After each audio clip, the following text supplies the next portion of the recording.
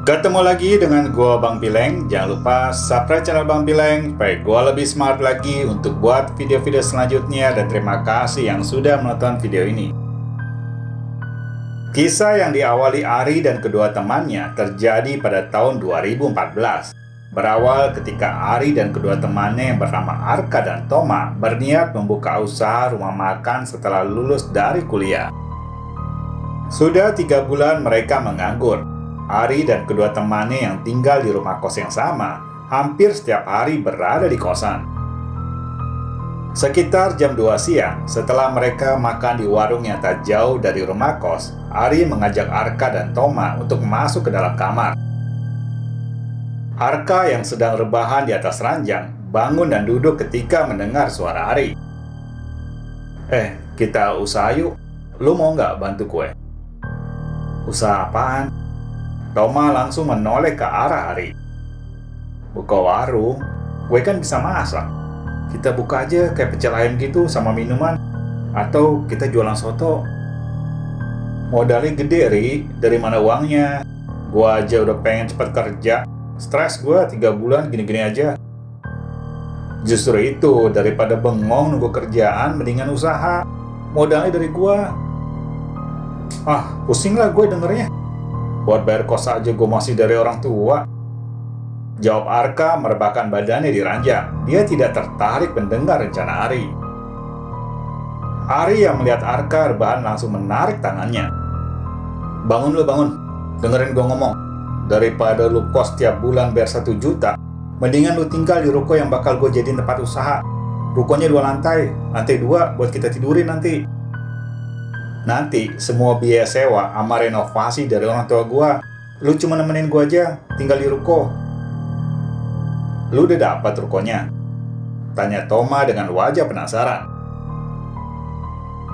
Udah, itu ruko paman gua. Kebetulan kosong. Nah, gua dikasih murah sama dia, bisa bayar bulanan. Makanya gua bilang kita kan bayar kos 1 juta sebulan. Berarti kan kalau 3 orang 3 juta. Kalau kita tinggal di ruko lebih irit. Sebulan kita cuma bayar 2 juta. Ari menceritakan semua rencana yang telah dipikirkannya selama seminggu ini. Tanpa pikir panjang lagi, Arka dan Toma langsung setuju dengan rencana Ari. Apalagi sejak ada penjaga kos baru di kosannya. Mereka merasa kurang nyaman dengan sikap penjaga kos yang jutek dan bermuka asam itu. Kebesokan sore sekitar jam 4, Ari dan kedua temannya sudah berada di depan ruko.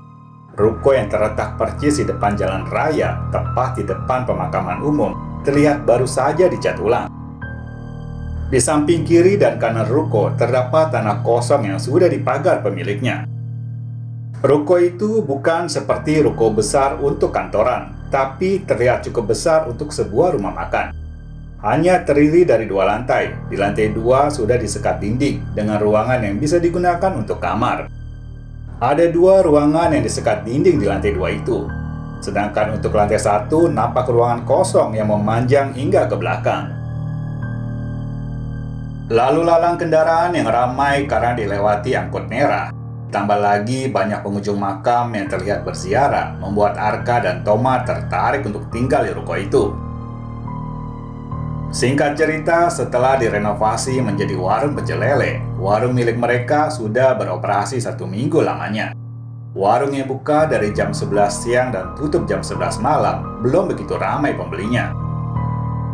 Bagi mereka yang belum pernah merasakan berjualan, pendapatan selama seminggu sudah membuat mereka senang, dibandingkan dulu sewaktu mereka menganggur selama 3 bulan, tanpa ada pemasukan uang sama sekali. Malam sekitar jam 1 pagi, setelah menghitung uang pendapatan hari itu, Ari dan kedua temannya yang berada di lantai 2 mendengar suara dari lantai 1.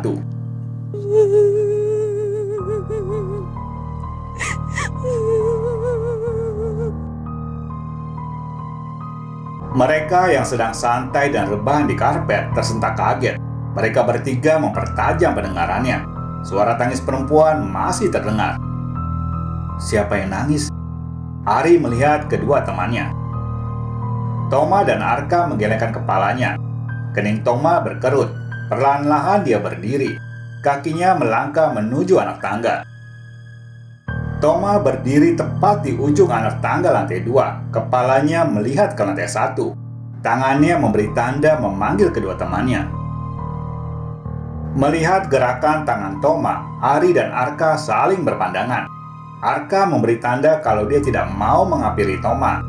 Karena kedua temannya tidak ada yang mendekat, Toma kembali ke tempat semula. Suaranya kayak ada di bawah. Itu suara kuntilanak maksud lu? Toma menggelengkan kepalanya, tidak yakin dengan apa yang dikatakan Arka. Bisa jadi di teras depan kali, itu kan jalan raya. Ada yang berantem kali sama pacarnya, berhenti di depan teras ruko. Ari berusaha meyakinkan kalau itu suara manusia, bukan tangis kuntilanak. Suara tangis wanita tidak terdengar lagi. Sampai 5 menit mereka terdiam. Tidak ada suara yang terdengar lagi. Toma yang lebih berani dari kedua temannya mengajak Ari dan Arka turun ke lantai 1. Tepat di lantai 1, Arka mencium wangi bunga sedap malam di sekitar ruangan. Matanya langsung tertuju ke sekeliling ruangan. Wangi bunga ya? Mendengar perkataan Arka, kedua temannya mencoba menarik nafas untuk mencium wangi bunga yang dimaksud. Berkali-kali dicobanya, tapi Toma dan Ari tidak mencium bau apapun di ruangan itu. Cukup lama mereka berada di lantai 1. Karena tidak ada siapa-siapa dan merasa sudah aman, Ari mengajak kedua temannya untuk tidur karena besok pagi harus ke pasar untuk membeli bahan dagangannya nanti. 2 bulan sejak buka warung pecel lele, mereka sudah punya pembeli tetap. Hampir tiap minggu setiap hari Sabtu, satu keluarga yang terdiri dari ayah dan 2 putranya pasti mampir makan di warung mereka. Setiap minggu, laki-laki yang berusia sekitar 50 tahun lebih itu selalu mengunjungi makam istrinya yang sudah meninggal 3 bulan yang lalu. Bukan hanya keluarga itu saja yang sering makan di warung. Ada beberapa orang yang juga sudah menjadi pembeli tetap warung mereka. Hari Jumat sekitar jam 8 malam, Ari dan Arka yang duduk di warung sambil menunggu pembeli, menunggu Toma yang sedang membuatkan mereka soda gembira di dapur. Tak sampai 10 menit, Toma sudah membawa 3 gelas soda gembira di atas nampan. Hari ini kok nggak ada yang beli ya? Iya, parah banget ya. Dari buka warung nggak ada satu orang juga yang beli. Sahut Toma sambil memberikan soda gembira ke Ari. Nggak tahu ya, dari habis maghrib perasaan gua nggak enak banget, gelisah. Lu gelisah karena nggak ada yang beli. Dibuat santai aja dulu, siapa tahu besok rame. Arka berusaha menenangkan Ari yang dari tadi terlihat gelisah.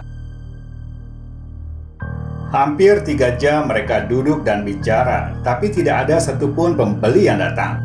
Sampai jam menunjukkan pukul 11 malam, waktunya untuk menutup warung. Mata Arka melihat jam dinding yang sudah menunjukkan pukul 11 lewat. Arka bangun dari duduknya dan melangkah menghampiri salah satu meja. Tangannya mengangkat kursi dan membalikkan, dan meletakkannya di atas meja. Kak, lu mau ngapain? Mau tutup lah, udah jam 11 lewat ini, jawab Arka sambil melihat ke arah Ari. Udah biarin aja, gue mau buka sampai jam 2, nanti gue yang tutup, lu tidur aja duluan. Besok aja lah Giri, lu mah baru nggak laku sehari aja stres. Namanya usaha ada pasang surutnya kawan. Udah biarin aja kak, gue nemenin Ari sampai jam 2, lu tidur aja, sahut Toma. Arka yang mendengar itu tidak jadi merapikan kursi. Dia langsung naik ke lantai 2. Matanya terlihat merah mulai mengantuk. Sampai jam 1 pagi, Ari dan Toma masih menunggu pembeli. Ari yang mulai mengantuk menyadarkan kepalanya di atas meja, sedangkan Toma menyadarkan badannya ke tembok. Di tangannya ada majalah yang sudah 2 minggu dibelinya. Matanya terlihat serius membaca majalah itu. Samar-samar dari sudut matanya, Toma melihat ada seseorang berdiri di depan pintu warung. Refleks dia langsung melihat ke depan. Seorang laki-laki muda berbadan tinggi sudah berada di depan warung. Laki-laki itu langsung duduk di kursi yang mejanya paling ujung dekat pintu. Toma langsung membangunkan Ari. Dengan ramah, Toma menghampiri laki-laki yang ternyata pembeli tetapnya. yang tiap minggu datang bersama adik dan ayah setelah mengunjungi makam ibu mereka. Bagas, sendirian, Gas?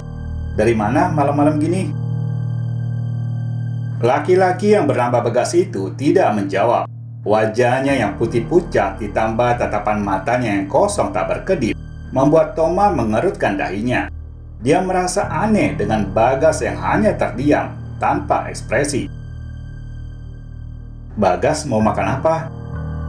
Toma menyodorkan daftar menu yang dia pegang. Tanpa bicara, Bagas menunjukkan jarinya ke salah satu tulisan yang ada di daftar menu itu. Dia memilih ayam goreng sambal hijau yang menjadi menu favoritnya setiap minggu bersama ayah dan adiknya.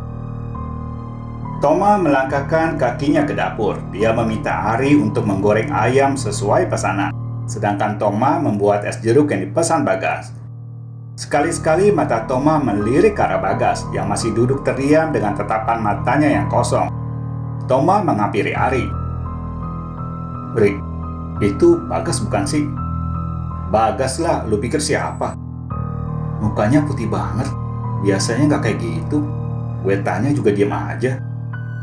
"Mungkin dia capek kali, pulang kemalaman belum makan. Orang kalau kelaparan juga pucat mukanya," jawab Ari sambil meletakkan ayam yang sudah digorengnya ke atas piring. Sepiring ayam goreng dan nasi ditambah es jeruk sudah di atas nampan kayu. Tangan Toma mengangkat dan melangkah keluar dari dapur. Baru satu langkah kakinya melewati dapur, matanya tertuju ke meja di mana Bagas berada. Meja itu kosong, tidak ada siapa-siapa. Toma langsung memanggil Ari.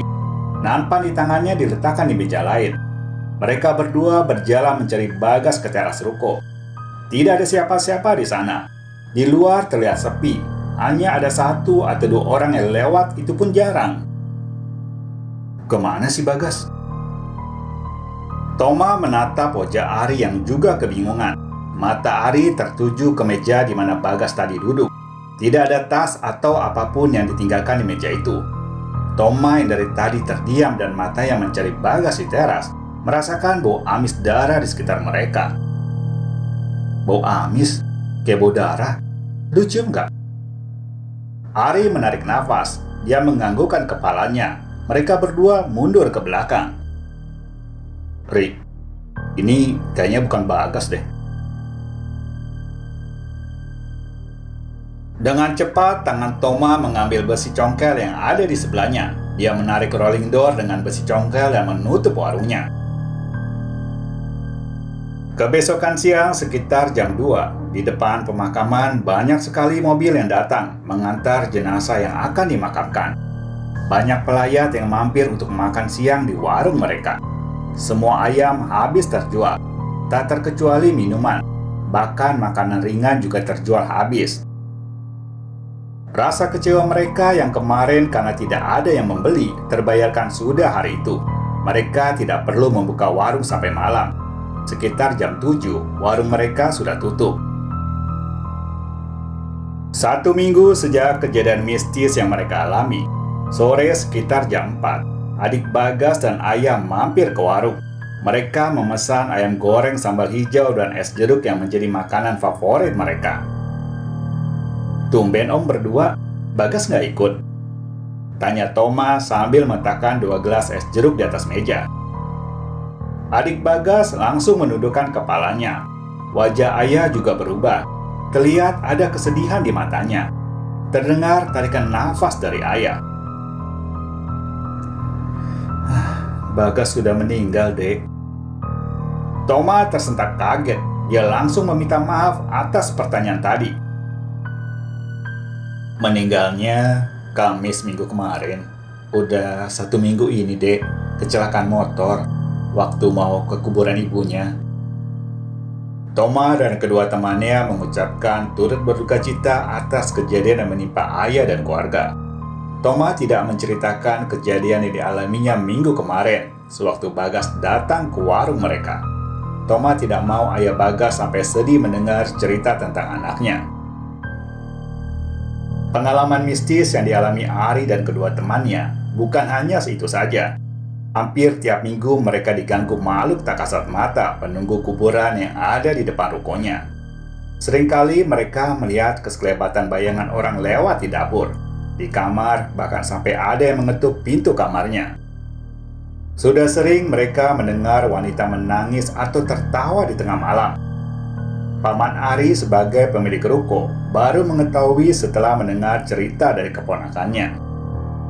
Selama ini yang Paman tahu, dia heran kenapa orang yang menyewa ruko miliknya tidak ada yang bertahan lama.